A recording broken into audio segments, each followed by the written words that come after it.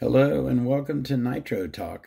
Today we're going to take a peek at this Novarossi S12 Michael Salven edition.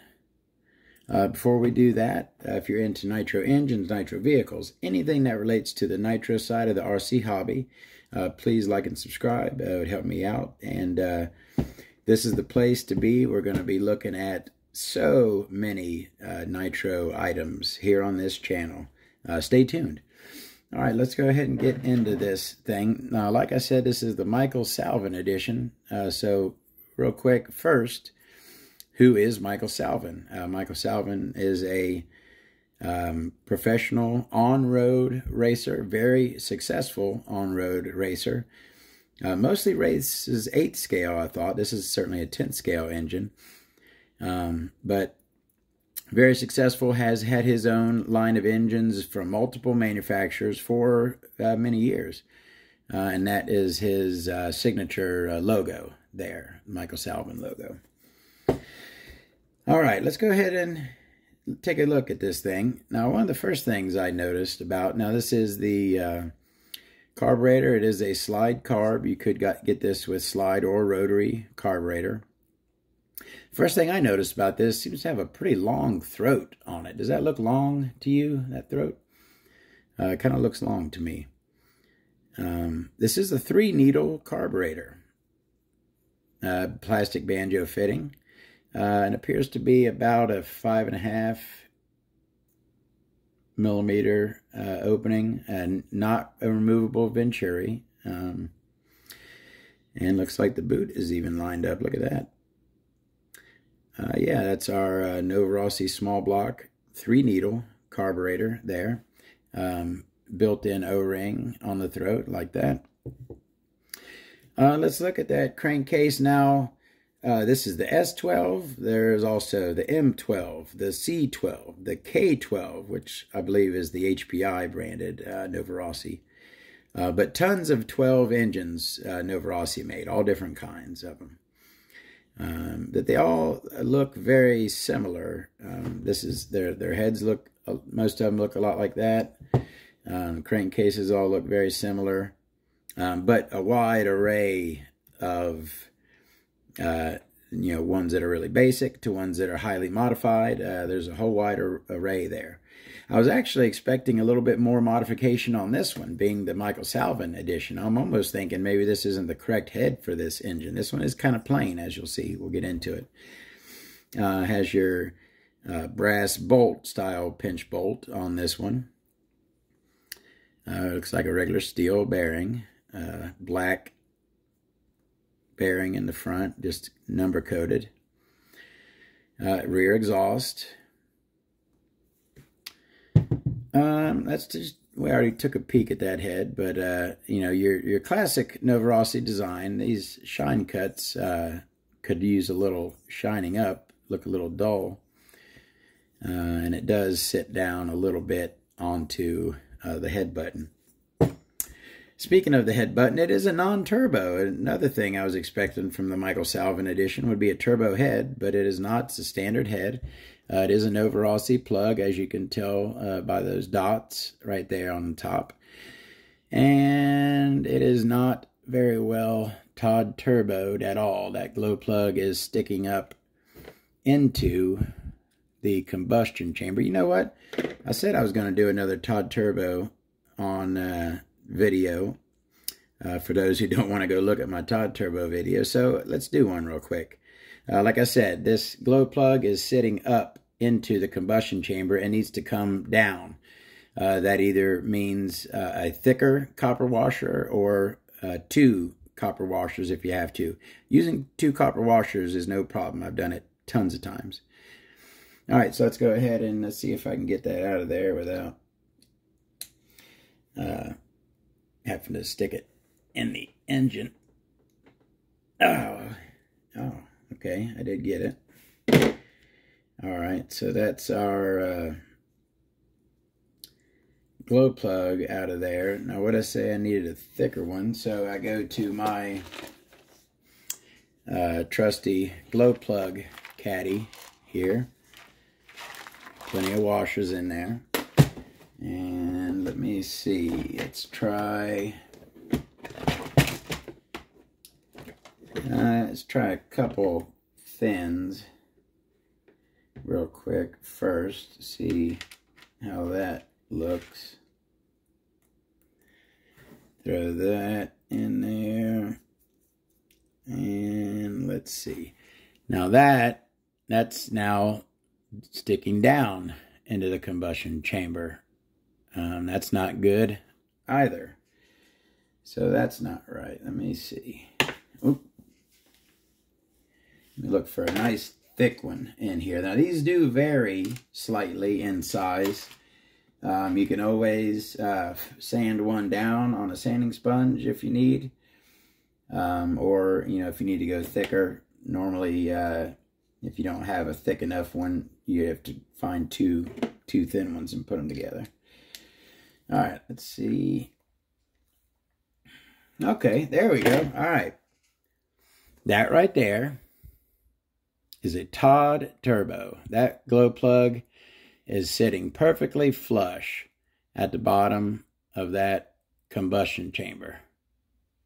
Just like a turbo plug. That's what you're going for. That's what you want. I do this to all of my standard plug heads, my cooling heads. I set the plug just right. I don't like it sticking up or down. I like it nice and flush. All right, that's our cooling head. Back plate here is kind of plain, non-interference, really, really light. Feels like there's nothing to it. Has that kind of textured finish as well as that OS we just looked at, kind of the same. And there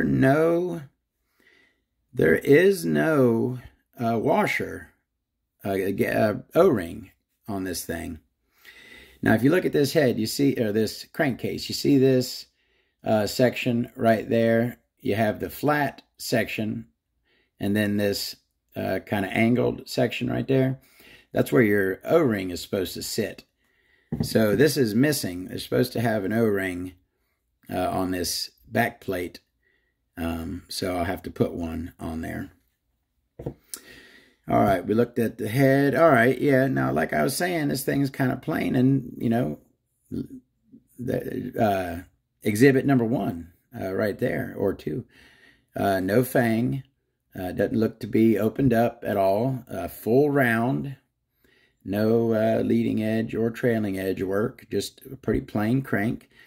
And our induction window, you know, same story. Just kind of plain. No ramp, no fill. No thin edge on that leading edge there. Just kind of a jobber crank, I would call that. Just, you know, does its job. Nothing special. Are we down to just one hit shim on here, and feels like a 2.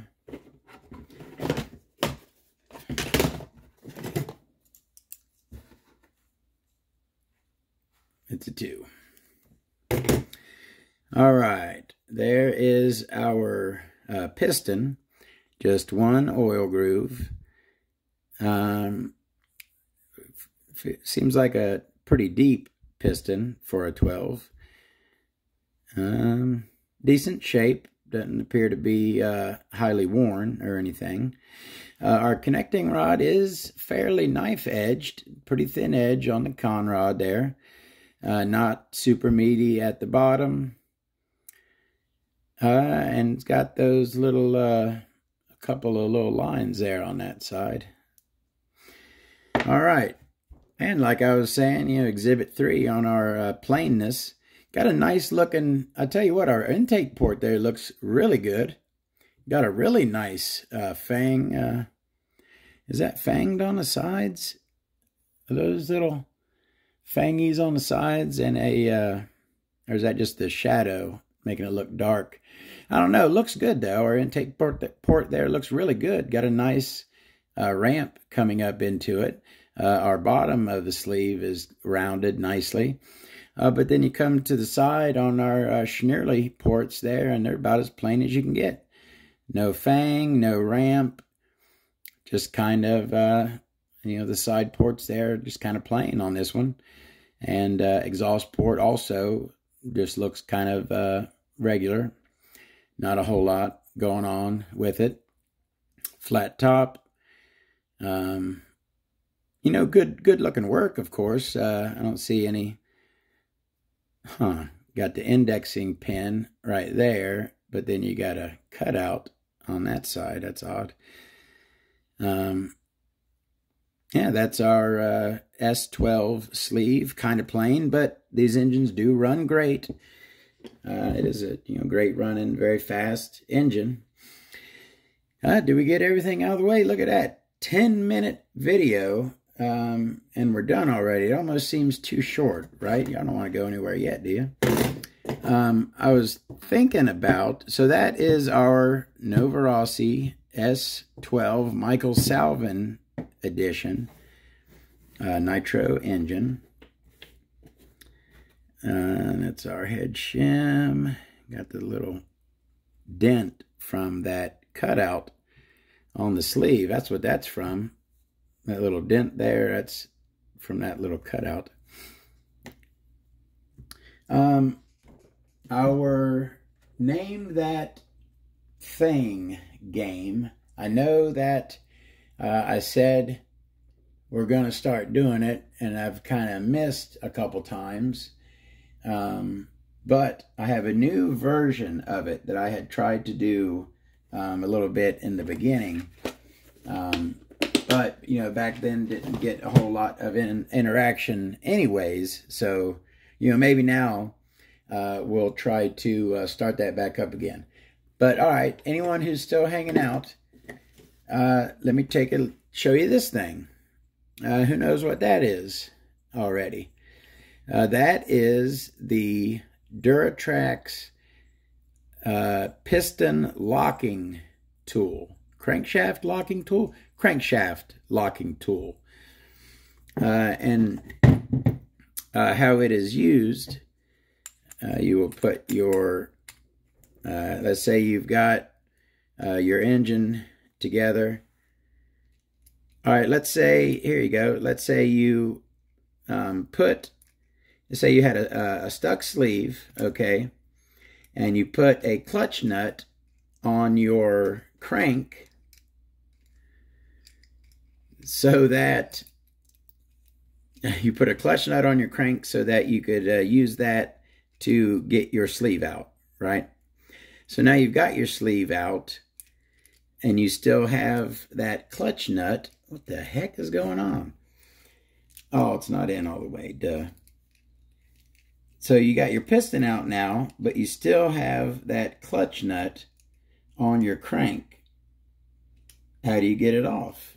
You need, you can obviously stick something in there. It's not imperative to have one of these things, but it would make it a little bit easier. It took me frickin' forever, huh?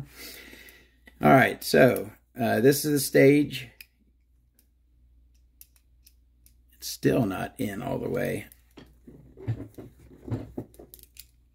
There we go. All right, so so this is the stage you're at, but you got a clutch nut on here, right?